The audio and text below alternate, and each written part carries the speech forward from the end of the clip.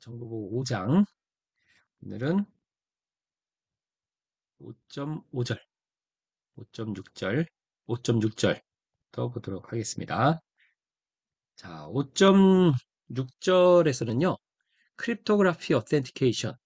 우리가 3장에서 다뤘던 내용을 다시 한번 좀 리뷰를 좀 할 겁니다.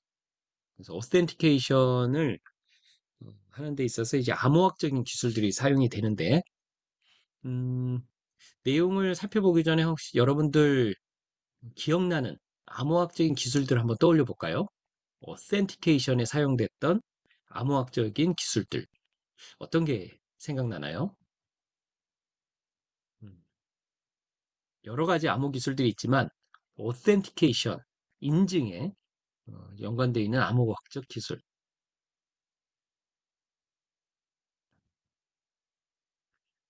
뭐가 있을까요? 뭐 생각나는 거 아무거나.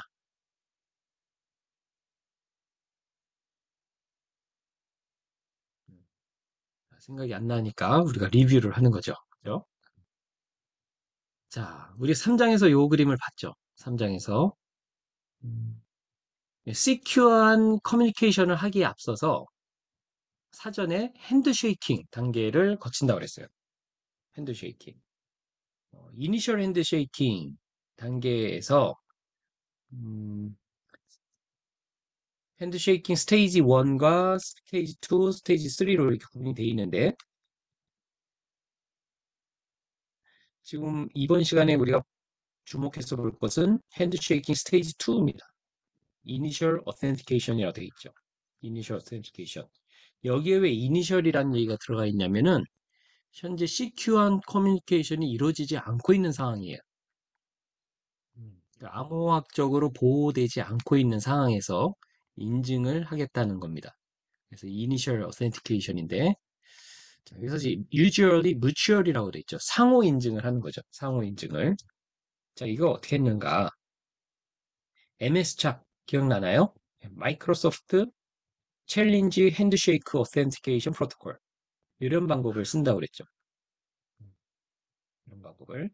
자, 먼저 이제 베리파이어하고 서플리컨트의 관계가 있는데 베리파이어가 챌린지라는 것을 만듭니다.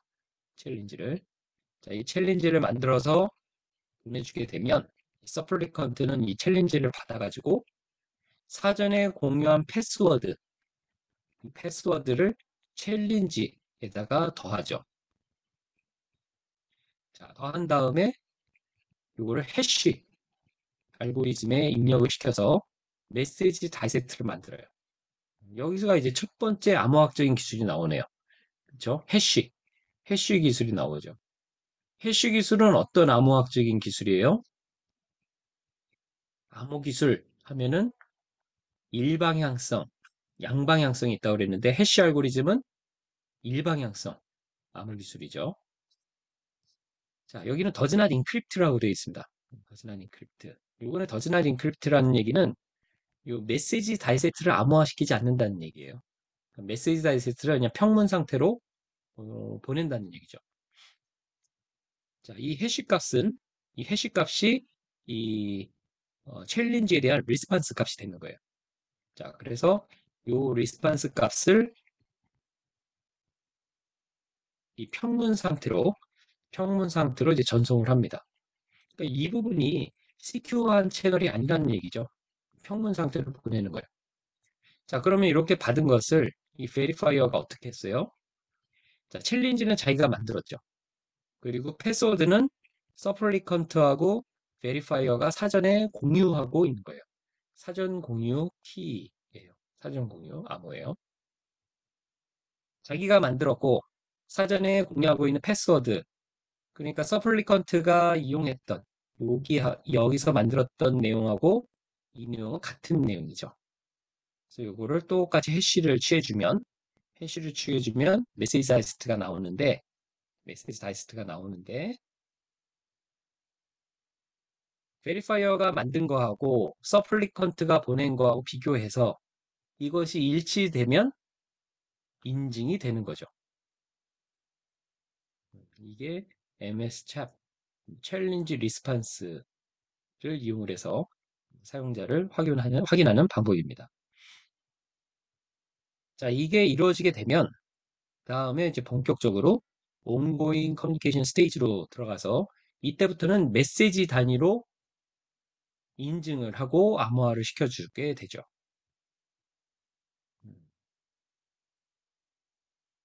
자, 메시지 단위로 인증을 할 때 사용된 것이 두 번째 암호화적인 기술인 디지털 시그니처 또는 일렉트로닉 시그니처를 사용하게 됩니다. 이렇게. 자, 일렉트로닉 시그니처 또는 디지털 시그니처는 어떤 암호학적인 기술이죠?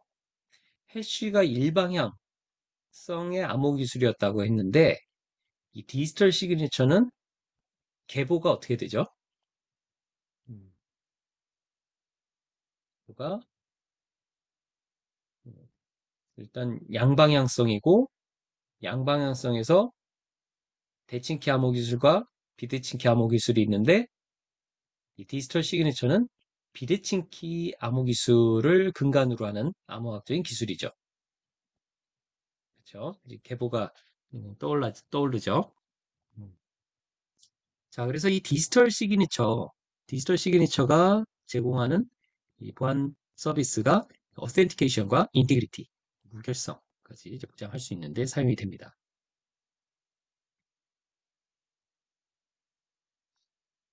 자, 메시지 바이 메시지 어센티케이션.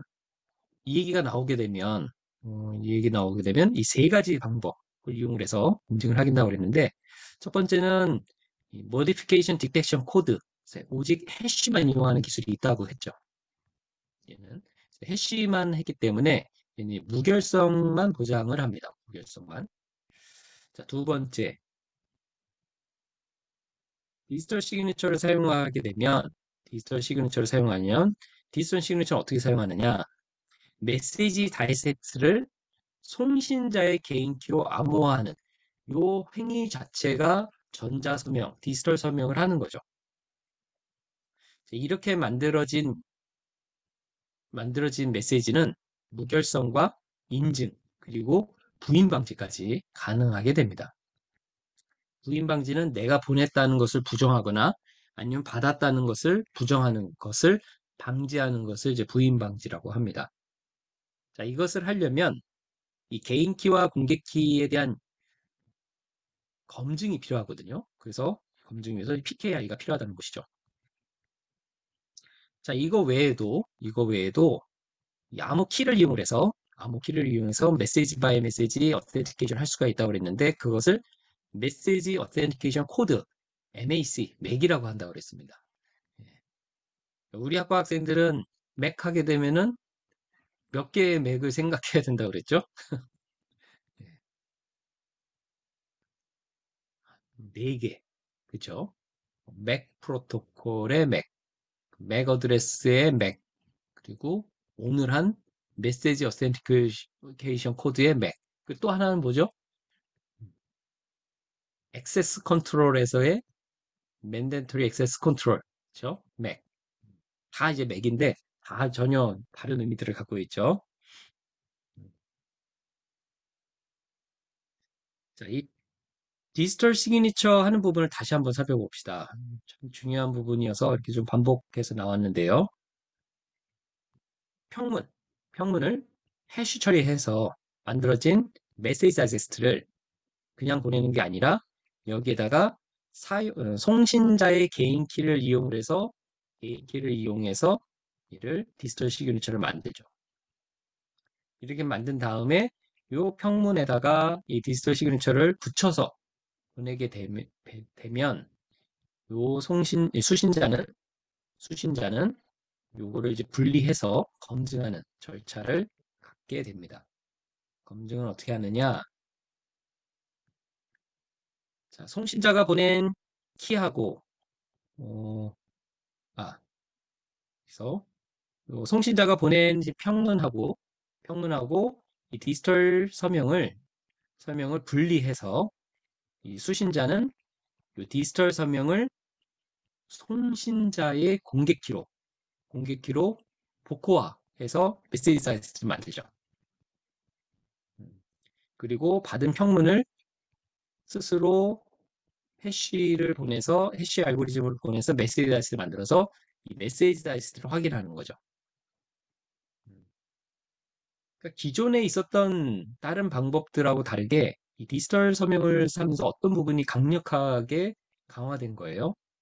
송신자가 보냈다는 것을 부정할 수 없는 내용이 부인 방지 내용, 부인 방지 목표를 달성할 수 있게 되는 것이죠. 그렇게 할 수 있는 것은 이 송신자의 개인 키는 오직 송신자만 유일하게 갖고 있다라는 대전제 때문에 그런 겁니다.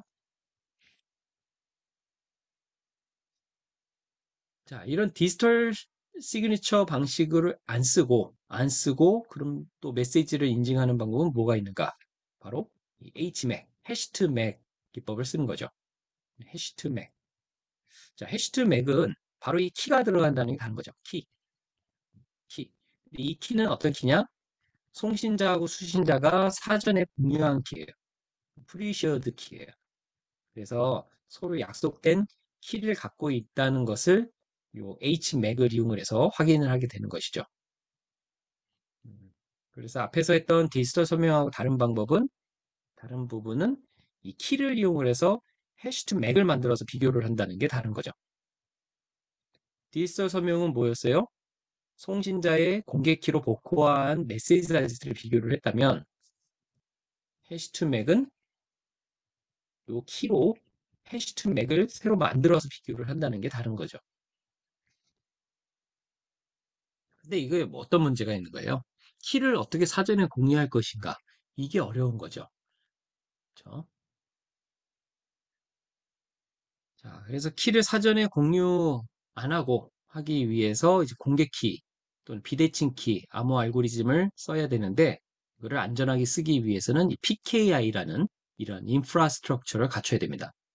자, 여러분들 이제 웹브라우저의 설정창에 들어가면 이 인프라스트럭처 PKI의 이 CA 목록들을 나중에 확인해 볼 수가 있어요.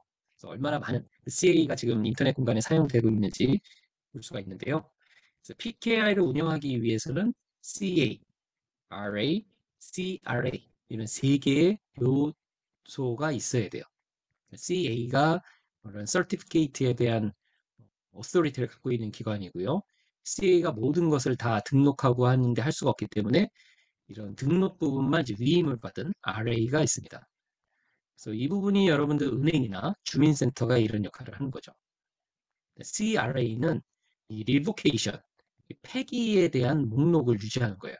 그래서 만약에 공인인증서가 노출되었다, 유출되었다 한다면 즉시로 이제 폐기를 해야 되잖아요. 폐기를 하면 이 CRA에 이 목록이 올라가요. 올라가서 해당 인증서는 사용할 수 없음을 알려주게 되는 것이죠. 자, 이제 PKI에 대한 이제 전반적인 흐름 이제 보여주고 있는 그림입니다. 앞에서 한 번씩 다 봤던 거여서 다시 한번 이제 복습하는 차원에서 한번 좀 살펴봤습니다. 자, 여러분들 참고로 이제 전자서명법이라는 걸 좀 살펴볼게요. 그래서 해당 부분을 일부만 이렇게 좀 갖고 왔는데요. 우리나라에서 이제 전자서명법이 있어요. 이 전자서명법이 있기 때문에 우리가 인터넷 뱅킹을 할 수 있고, 그다음에 온라인 주식 투자를 할 수 있고 한 거예요. 온라인을 할 수 있다는 것은 전자서명을 인정해주기 때문이죠. 자, 그럼 전자서명이 어떻게 정의가 되어 있는가? 우리 법문에는 이렇게 되어 있습니다. 다음 항목 각목의 사항을 나타내는 데 이용하기 위해요. 그러니까 이 밑에 요 사항, 요거를 하는 데 있어서 필요한 전자문서에 첨부되거나 전자문서에 첨부되거나 논리적으로 결합된 전자적 형태의 정보를 전자서명이다라고 합니다. 사용자의 서명이다 뭐 이런 내용은 전혀 없죠. 뭐라고 돼 있어요? 전자적 형태의 정보예요, 정보. 아니, 정보입니다. 어떤 용도로 쓰는가? 서명자의 신원을 확인할 때, 그리고 서명자가 해당 전자문서에 서명하였다는 사실을 나타낼 때 쓴다는 것이죠. 서명자의 신원, 오센티케이션에 쓰인다는 거고요. 서명하였다는 사실을 보장한다는 것은 부인 방지에 쓰인다는 것이죠. 전자서명이 이렇게 중요하다는 것이죠. 이 두 가지가 되기 때문에 우리가 온라인으로 인터넷 뱅킹을 할 수가 있는 것이죠. 여러분들이 전자적으로 서명했다는 것이 실제로 여러분들의 신원과 여러분이 직접 서명했다는 것을 대체할 수 있는 것이에요. 이거는 법적으로, 이렇게 법적으로 보장을 하고 있는 것입니다. 전자서명 생성 정보라는 용어도 있고요. 그다음에 전자서명 수단도 있어요. 그다음에 전자서명 인증. 자, 인증이 뭐예요? 전자서명 생성 정보가, 요 생성 정보가 가입자에게 유일하게 속한다는 사실을 확인하고 이를 증명하는 행위를 말한다. 오센티케이션을 이야기하는 것이죠. 그러니까 인증서란 무엇이냐?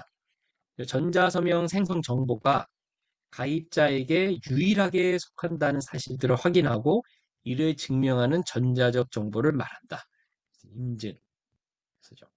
그래서 뭐 공공인증서, 공인인증서 같은 것들이 여러분들의 유일성을 보장하는 전자적인 정보라는 것입니다.